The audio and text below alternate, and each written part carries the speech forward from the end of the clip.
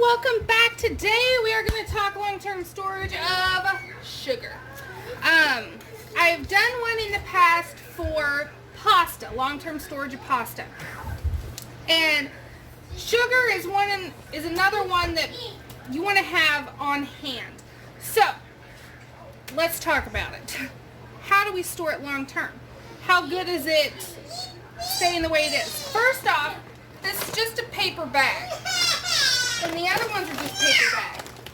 So, the date on this, if I can find it, yes. Okay. Best if used by 3/23 of 2022. So, that's a 2-year shelf life as is. The only problem with this is, again, it's paper. Bugs can get in it. Animals can get in it. You're taking a risk keeping it in this form. So, that is why I do long-term storage solutions to this. So, my first one is a half-gallon jar. Now, for sugar specifically, this is probably my favorite way to do it.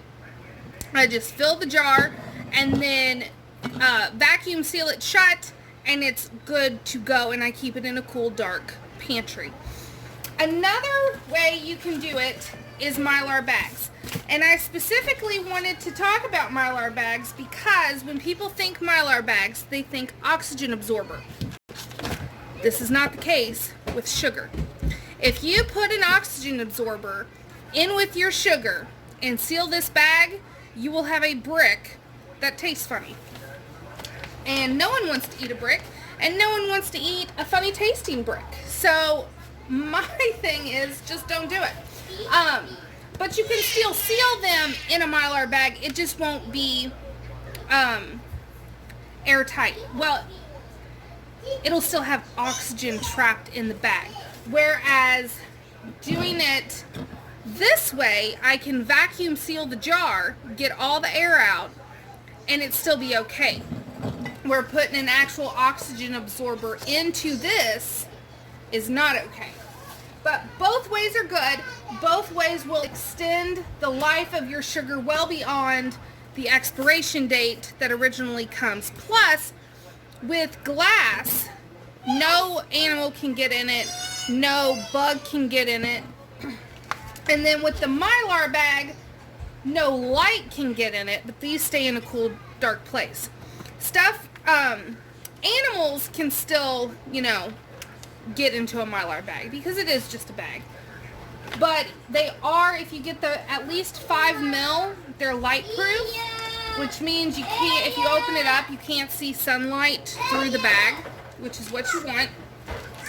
And it will keep your food safe like a jar, and then just put it in a safer container. So a 5-gallon bucket, a tote, something that's gonna be more durable, a more durable outer layer.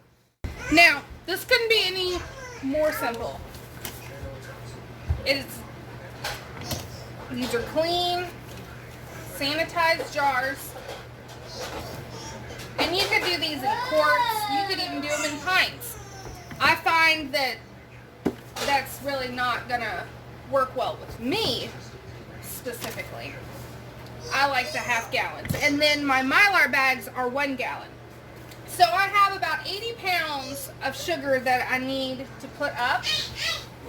And just to give you an idea of how I kind of run my pantries, because I do have more than one. I have this jar back here. This is my flour. But I have one just like it. It's a 2.5 gallon jar. Canister, glass canister. And I have one that holds my sugar. So it stays out all the time.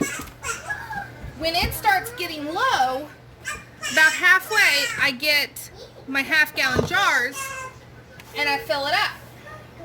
And then these stay in my working pantry. Now for extended storage, like I'm not going to touch it for at least a year.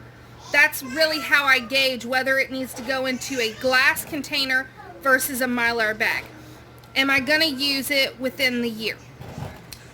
Now, will it last longer than a year? Yes. I'm not saying that it won't.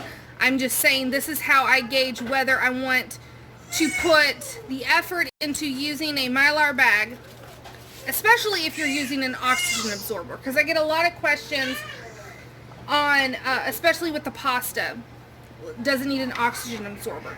Well, the oxygen absorber is, of course, more money that you're putting out to preserve. So if I'm going to use it within a year, so if this jar will be used within a year, if 6 of these jars will be used within a year, then they will go into a jar.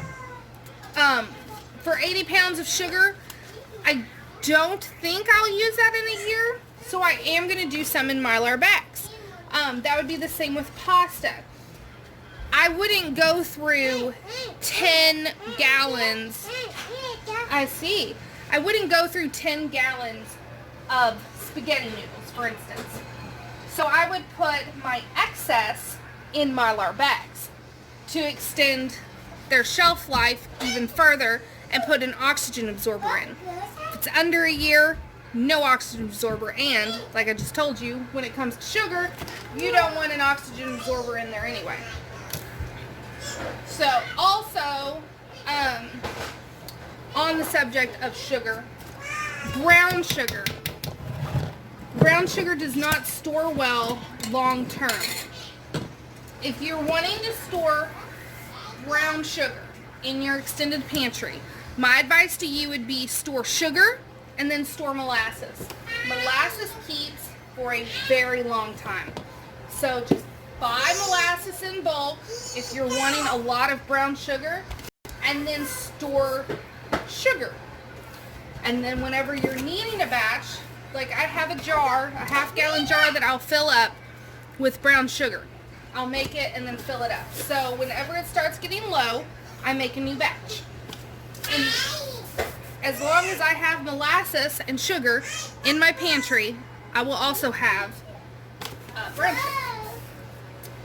So that is really all I have for you today.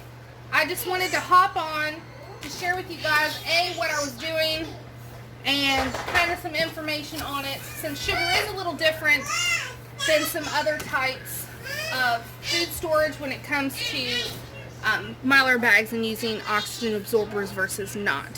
So I hope you enjoyed this video. I hope it provided you with some information or refresher information if you already knew how to do it. And I hope everyone is having a wonderful Wednesday. We are in hump day for the week, and I hope the weekend is going to be amazing. It's my birthday this weekend. So I will leave you guys to it, and I will see you all next time. Thanks for watching.